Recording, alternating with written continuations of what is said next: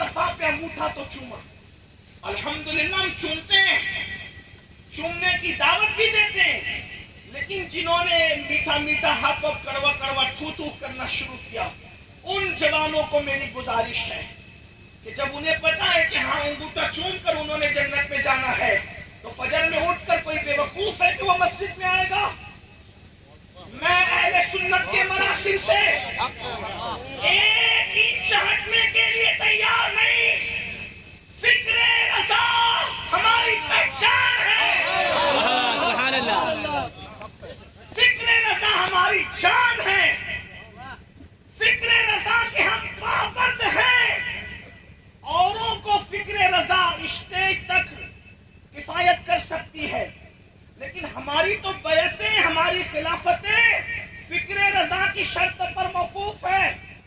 اگر ہم رات کے اندھیرے میں بھی اس سے ہٹ جائیں تو کسی کو ہم سے خلافت چھیننے کی، بیعت ختم کرنے کی ضرورت نہیں، خود بخود ختم ہو جائے۔ ہم تو پابند ہیں اپنی آخرت کے لیے فکر رضا کے، اور ہمیں پابند رہنا ہے، اس لیے کہ امام احمد رضا نے سودا گران میں بیٹھ کر کوئی نئی فکر ایجاد نہیں کی۔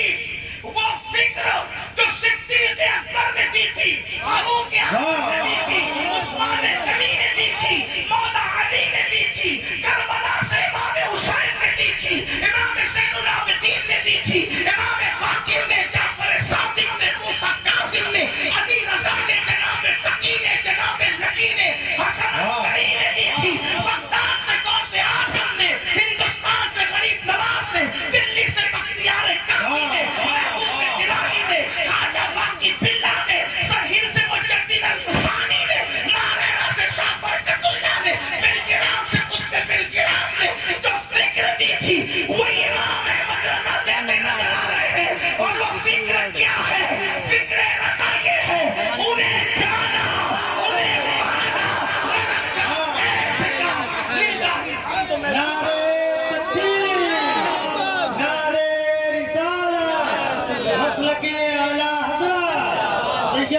قادری صاحب قبلہ، نعرہ تکبیر۔ انگوٹھا چومنا اس کا حکم نہیں دیا رسول اللہ نے، توجہ کرنا، یہ حضور نے جانچنے کے لیے اہل عشق پہ چھوڑ دیا۔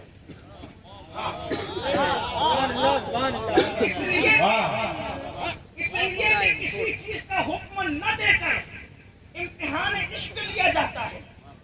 مثال کے طور پہ لوگ یہ کہتے ہیں کہ عید الفطر کا حکم ہے، عید الاضحیٰ کا حکم ہے، عید میلاد کا حکم کیوں نہیں؟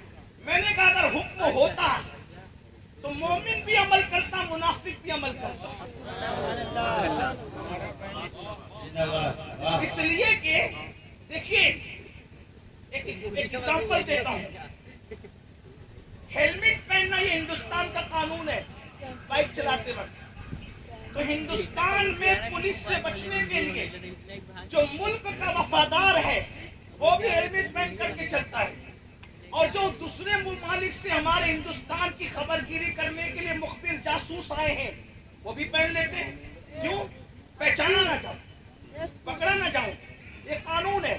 تو قانون پر عمل کرنے کے لیے وفادار بے وفا سب کرتے ہیں، ٹھیک، لیکن سرحد پر جان دینے کی جب بات آئے گی، ہر ہندوستانی کا فرض نہیں ہے کہ سرحد پہ جان دے، لیکن جو جان دیتا ہے وہ بتاتا ہے کہ میں ہندوستان کا صرف ناگرک نہیں ہوں بلکہ میں ہندوستان کا عاشق ہوں۔ تو بنا تنصیر اگر دونوں عید کے ساتھ تیسری کا بھی حکم آ جاتا تو منافقوں میں اور مومنوں میں پہچان کیسے ہوتی؟ اس لیے حکم نہ دے کر کے کہا گیا عید اور بقرعید پر قانون والے عمل کریں گے، میلاد مصطفیٰ کو عشق والے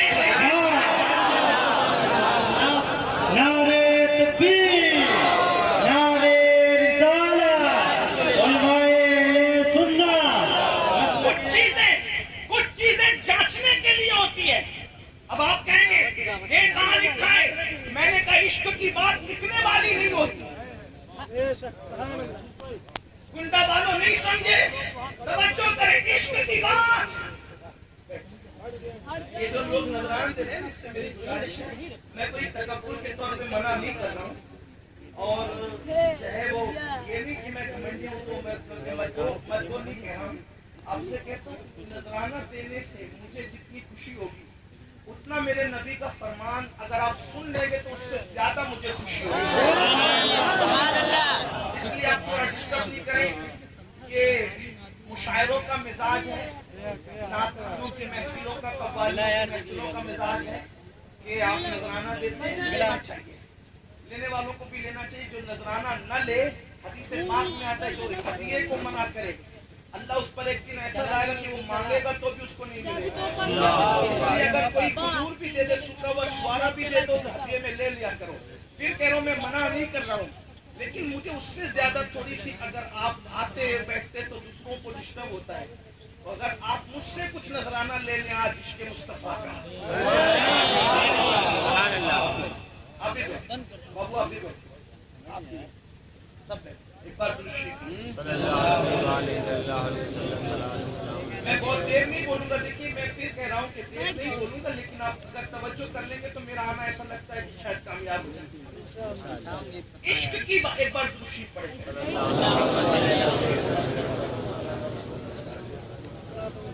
رب صلی وسلم دائما ابدا علی حبیبک خیر الخلق کلہم الصلاۃ والسلام علیہ۔ بھائی دوسری پڑھنے کے لیے کہتا ہوں تو آپ لوگ پڑھتے ہیں، ایک بار بلند آواز سے اللہم صلی وعلى حبيبك خير الخلق كلهم۔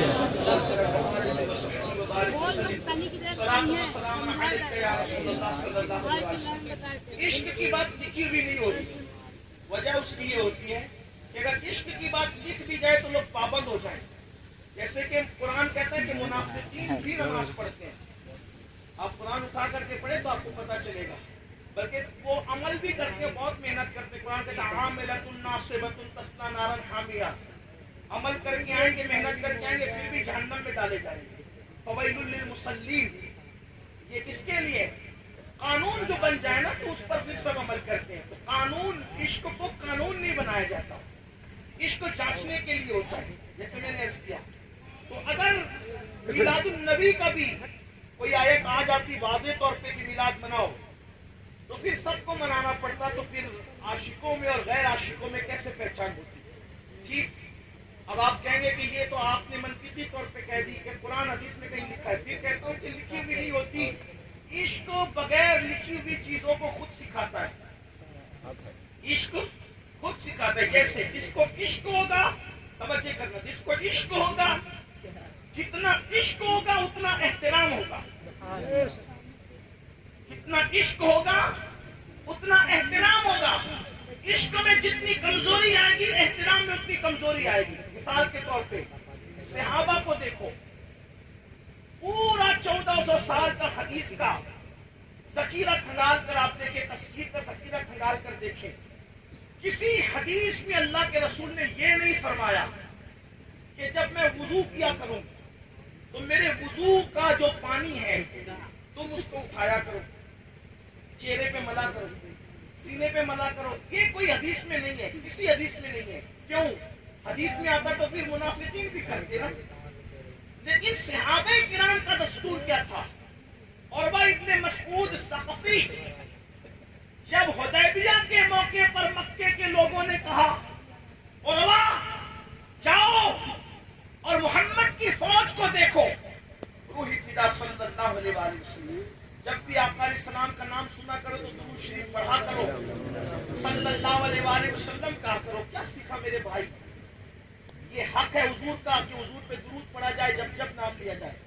قریب سے سنو محمد تو کیا کہو؟ صلی اللہ علیہ وسلم۔ احمد صلی اللہ علیہ وسلم، صلی اللہ علیہ وسلم، صلی اللہ علیہ وسلم، صلی اللہ علیہ وسلم۔ حضور کو مخاطب کر کے کوئی آپ بھی بولتے تو کیا کہو؟ صلی اللہ علیہ حضرت وسلم، کہتے حضور کی طرف اشارہ کر کے تو کیا کہو؟ صلی اللہ علیہ وسلم، حضرت کہے تو کیا کہو؟ امام الانبیاء کہے تو کیا کہو؟ صلی اللہ علیہ وسلم۔ سینے سے رسول اللہ صلی اللہ علیہ وآلہ وسلم کو یاد کیا جائے، آپ درود پڑھیں۔ اگر آپ نہیں پڑھتے تو میرے آقا فرماتے جو درود پڑھنا بھول گیا وہ جنت کا راستہ بھول گیا۔ اس لیے جب محفل میں آؤ کہ یہ سب چیزیں سیکھو، یہ اصل ہے، یہ تعلیمات ہے. ہم رسومات پر توجہ دے رہے ہیں، تعلیمات پر نہیں. اور ہماری تباہی کی سب سے بڑی وجہ یہی ہے. تو میں جلدی جلدی بات آگے بڑھاؤں. عرض کر رہا تھا عروہ بن مسعود ثقفی، یہ بہت زیادہ ذہین آدمی، بہت ہوشیار آدمی، مکہ المکرمہ کا بڑے بڑے درباروں میں قیصر و کسریٰ کے تاجداروں کے پاس آ جا کر کے سفارت کے معاملے کروائے تھے. اتنا ہوشیار تھا یہ شخص جسے دنیا عروہ کہتی ہے. حالانکہ بعد میں انہوں نے اسلام قبول کیا، شرف صحابیت ان کو حاصل ہوا. مکے والوں نے کہا کہ جا کر دیکھو محمد روح فدا صلی اللہ علیہ وآلہ وسلم نے کیا فوج تیار کی ہے. اب حدیبیہ میں عروہ جو ہے کہ گویا کے مخبری کرنے کے لیے آئے، اور خدا کا کرنا یہ حسن اتفاق تھا کہ ادھر عروہ دیکھنے آئے تھے کہ فوج کتنی ہے، لیکن حضور کے صحابہ کی تعداد کم و بیش 1500 تھی. اس وقت صرف 1500 تھی کم و بیش. اور حضور علیہ الصلوۃ والتسلیم نماز کی تیاری کر رہے تھے، اور جب نماز کی تیاری کر رہے تھے تو اس سے پہلے وضو کرنا تھا حضور کو. اللہ اکبر. جائیں نماز پر جانے سے پہلے گویا کہ وضو کو شرف عطا کرنے کے لیے وضو کی تیاری فرما رہے تھے. رسول اللہ نے جیسے پانی اپنے رخ بددہا پہ ڈالا تو ساقی کوثر کے چہرے سے جب پانی لگ کر زمین کی طرف آیا، میں یہ کہنے کا قطعی روادار نہیں ہوں کہ پانی گرا، اس لیے کہ اللہ جو میرے نبی کے وجود سے لگ جائے پھر وہ گرا نہیں کرتا. یہاں کوئی چیز نسبت حاصل کر کے گرتی نہیں ہے، نبی تو گرتوں کو اٹھانے کے لیے تشریف لائے. یہی ہمارے احترام ہے، یہی ادب رسول ہے. اور ادب کی وجہ سے لوگ ہمیں بدعتی کہتے ہیں، لیکن میں بتانا یہ چاہتا ہوں واللہ ادب بدعت نہیں ہے. ادب تو جبریل کی بھی سنت ہے اور صدیق کی بھی بس بات اتنی ہے کہ ادب والوں کو ادب آتا کیسے. اقبال کہتے ہیں جب عشق سکھاتا ہے، عشق والوں کو کوئی نہیں سکھاتا، اہل عشق کو عشق خود سکھاتا. جب عشق سکھاتا ہے آداب خود آگاہی کھلتے ہیں غلاموں پر اسرار شہنشاہی. تو یہ انسان نہیں سکھاتا، عشق خود سکھاتا ہے کہ کرنا کیا ہے. یہ بات سمجھنے کی ہے. صحابہ کرام نے ساقیے کوثر کے چہرے کا رخ بددعا کا غسالہ اپنے ہاتھوں میں لیا. بار بار سنا ہوگا، کوئی نئی روایت نہیں پڑھ رہا ہوں، آپ کو یاد بھی ہوگی. سنیوں کی محفلیں بہت پڑھی جاتی ہے، محفل الحمد یہ بات بہت پڑھی جاتی ہے، لیکن بس اتنا کہنا چاہتا ہوں اشاروں کی زبان میں، اور جلدی سے آپ کے ایک ذہن میں یہ بات ڈال دینا چاہتا ہوں کہ دیکھو عشق والوں کو کچھ سکھایا نہیں جاتا. عشق آتا ہے تو ادب خود ہی آتا ہے، احترام خود ہی آتا ہے، طریقہ عشق خود ہی آتا ہے. صحابہ نے اٹھایا، اپنے چہرے پہ ملا، اپنے سینے پہ ملا، حتیٰ کہ وہ پانی لینے کے لیے توجہ کرنا. کہاں کے یہ لوگ تھے؟ یہ لوگ مکے کے تھے، یہ مدینہ منورہ کے تھے، یہ جو ہے وہ اللہ اکبر صفا مروہ کے بیٹے تھے، چائے زمزم کے بیٹے تھے. اس طرح کے الفاظ ان کے لیے کہے جاتے ہیں. یہ بیٹے کا مطلب یہ نہیں کہ کوئی پہاڑوں سے پیدا ہوئے تھے، یعنی اس زمین پر یہ رہتے تھے جہاں پر زمزم ابلتا ہو. وہاں کے لوگ رخ بددعا کا پانی اپنے ہاتھوں میں لینے کے لیے لڑنے کی پوزیشن میں کیوں تھے؟ ایک دوسرے پہ سبقت کیوں کر رہے تھے؟ اور پانی لے کے جس کو پانی نہیں ملتا تھا وہ پانی کی تری لے کر کے سینے پہ مل رہا تھا. اور وہاں نے یہ منظر دیکھا. اب رسول اللہ نے کہیں فرمایا کہا کبھی کبھی نہیں کہا. اگر کسی کو معلوم ہے تو مجھے بتائیں، میری معلومات میں اضافہ ہوگا، کیونکہ میں طالب علم ہوں اور زندگی بھر میں نے سیکھنا ہے. آپ سکھا دیں، آپ کی نوازش ہوگی. اور یہ نہیں کہتا میں وہ آدمی نہیں کہ کہوں کہ بخاری میں لکھا ہوگا تو میں یہ نہیں ہے، کیونکہ میں نے بخاری دوسرا نمبر، یہ نمبر بند ہو گیا ہے. میں نے محمد رسول اللہ کا کلمہ پڑھا. 8470 کی بات نہیں مانتے. توجہ کرنا، ہم کتاب کی بنیاد پہ نبی کی بات نہیں مانتے، نبی کی باتوں کی بنیاد پہ کتابوں کو مانا کرتے ہیں. بخاری اس لیے اصول کتب بعد کتاب اللہ ہے کہ اس میں نبی کے بیانات، خطابات، طرح لکھے گئے ہیں جس طرح لکھنے کا حق تھا. ہم نے دین پہ کتابوں پر محدود نہیں کیا دین کو، بلکہ اگر کسی دیوار پہ بھی نبی کا فرمان لکھا ہوگا تو ہم دیوار کا بھی ادب کرنا جانتے ہیں. آپ بات سمجھے؟ تو کسی بھی کتاب میں سے آپ مجھے بتا دیں. اگر آپ اپنی فضائل اعمال سے بتا سکتے ہیں تو بتا دیں، آپ اپنی تقویت الایمان سے ہی بتا سکتے ہیں تو بتا دیں. ہم مانیں گے نا اس کو کہ اگر حضور نے کہیں کہا ہو کہ میرا غسالہ بدن پہ ملنا، چہرے پہ ملنا، لیکن مجھے پتا ہے نہیں بتا سکیں گے. وجہ عشق والوں کو ادائے عشق خود عشق سکھاتا ہے. لیکن حیرت یہ ہے کہ محبوب منع نہیں کرتا کہ یہ کیا کر رہے ہو، یہ کیا شرک ہے، یہ کیا بدعت ہے، یہ کیا خرافات ہے. کیوں؟ اس لیے کہ عشق کی اداؤں کو ادا کرنا خرافات نہیں ہوتا بلکہ معراج ایمان ہوا کرتا ہے. اور اس کا فائدہ کیا ہوتا ہے؟ توجہ کرنا. آج کے تناظر میں عروہ کی بات کہہ رہا ہوں. آج مسلمان کہتے ہیں پوری دنیا مسلمان مارا جا رہا ہے، کاٹا جا رہا ہے، پیٹا جا رہا ہے، لوٹا جا رہا ہے، یہ ہو رہا ہے، وہ ہو رہا ہے، وہ ہو رہا ہے. میں نے کہا 1500 تھے، 1500 تھے صرف. عروہ جا کر کہتے ہیں تم ان سے جیت نہیں سکتے. سبحان اللہ. کس سے جیت نہیں سکتے؟ کس سے جیت نہیں سکتے؟ ان 1500 سے جن کے پاس کوئی ہتھیار نہیں تھا. لوگ کہتے ہیں مسلمانوں کے پاس ہتھیار نہیں. ہم لوگ کسی کے چمچے نہیں ہیں، لیکن حق بات کہتے ہیں. مسلمانوں کو آج کی تاریخ میں ہتھیار کی ضرورت نہیں ہے. مسلمانوں کو آج کی تاریخ میں اس عشق والے دل کی ضرورت ہے جو ان صحابہ کے پاس موجود تھا. اس لیے کہ عشق اتنا پاورفل کر دیتا ہے کہ جہاں ہتھیار ناکام ہوتے ہیں وہاں عشق کامیابی کی طرف لے کر کے جاتا ہے. واللہ جو عشق انسان کو عرش کی سیر کرا دے وہ عشق انسان کو کہاں نہیں پہنچا سکتا. لیکن میری سنی قوم، یہ میری قوم جو میرے سامنے بیٹھی، ان میں بہت سے ہوں گے اگر ہاتھ اٹھوائے نا، آپ کو ذلیل کرنے نہیں بلایا ہے، آپ ہم سے کروڑ درجہ بہتر ہے. ہم آپ کی جوتیاں سیدھی کر کے اگر شرف پالے تو جنت ہمارا مقدر ہو. لیکن پھر کہتا ہوں واعظ و نصیحت کی محفل فتنے فساد کے لیے نہیں ہوتی، کہے بلے نہیں ہوتی، ہنسی مذاق کے لیے نہیں ہوتی. جو مدعے ہوتے ہیں اس پہ تبصرے کے لیے بس. تو میں اسی لیے آپ سے بات کرتا ہوں، میرا جو دل جلا ہوا ہے اور آپ کو نصیحت کرتا ہوں کہ کسی محفل میں کوئی سنی کسی سنی کے خلاف بات نہ کرے. بس اس کو یاد رکھنا. اگر آپ پر کوئی ظلم کرے، مجھ پر کوئی ظلم کرے، آپ کو جواب نہیں دوں. اس لیے کہ اگر آپ ایک دوسرے میں الجھ کر رہ جائیں گے تو یہ قوم کو تجارت کے طریقے کون سکھائے گا؟ اس قوم کو ایجوکیشن کی طرف کون بلائے گا؟ اس قوم کو مسجد کی آبادی کی طرف کون بلائے گا؟ ہم نے کوئی آپس میں اختلاف نہیں کرنا. اتحاد زندگی ہے، انتشار موت ہے. مجھے شیر رضا تاج ملت سے محبت اس لیے ہے، منانی میاں صاحب کی اللہ سے، کہ یہ حضور سیدی مفتی اعظم کے اندر جو محبت، شفقت اور سب کو لے کر چلنے کا جذبہ ہم دیکھتے تھے، آج ہم تاج ملت کے اندر وہ چیزیں دیکھتے ہیں. اس لیے ہم ان سے پیار کرتے ہیں، ان سے محبت کرتے ہیں. ہمارے بزرگ ہیں جن کی رگوں میں اعلیٰ حضرت کا خون ہے. یہ خون اعلیٰ حضرت ہے اور اعلیٰ حضرت نے ہم کروڑوں سنیوں پر احسان کیا. شیر بے شیر سنت سے کسی نے پوچھا کیا اعلیٰ حضرت کرتے ہو؟ کتنے کافروں کو مسلمان بنایا تمہارے اعلیٰ حضرت نے؟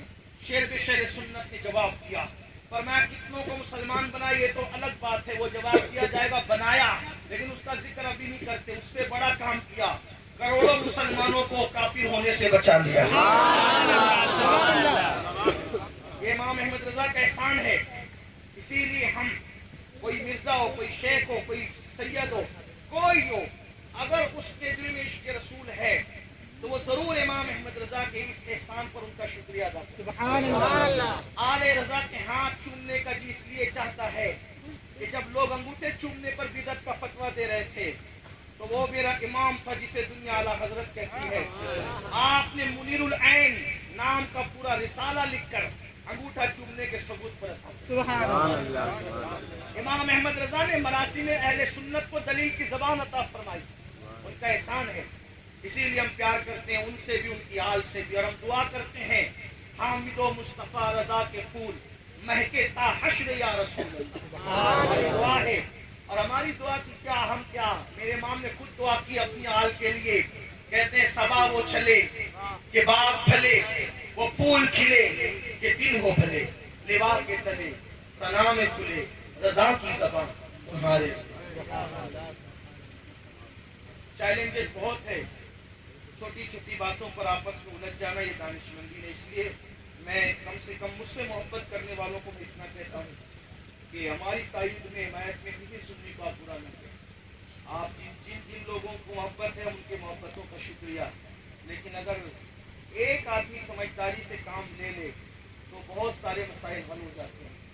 ٹھیک ہے، باقی بات اللہ پہ چھوڑو. کون کیا ہے، کون کیسا ہے، یہ قیامت کے دن خود ہی کھل جائے گا. ہم دنیا کے اندر میدان محشر کیوں برپا کیے ہوئے ہیں کہ یہ جنتی، یہ ایسا، یہ ویسا، وہ ویسا. حضرت منانی یہ صاحب کا ایک جملہ مجھے بہت پیارا لگتا ہے. ان جو اپنے لب و لہجے میں وہ کہتے ہیں تو مجھے اچھا لگتا ہے. وہ کہتے ہیں جو سنی مسکرائے گا وہ سیدھا جنت میں جائے گا. بہت اچھا لگتا ہے مجھے. ہاں دیکھیے پھر انہوں نے میں نے ان کو مسکرانے پر مجبور کیا. سبحان اللہ سبحان اللہ. حالانکہ میرا مزاج یہ نہیں ہے. تو جو سنی مسکرائے گا وہ سیدھا جنت میں جائے گا. ماشاءاللہ سبحان اللہ. انشاءاللہ ہم سب لوگ ہوں گے انشاءاللہ اپنے آقاؤں کو زندے کریں. بات دور نکلی. کیا کر رہا تھا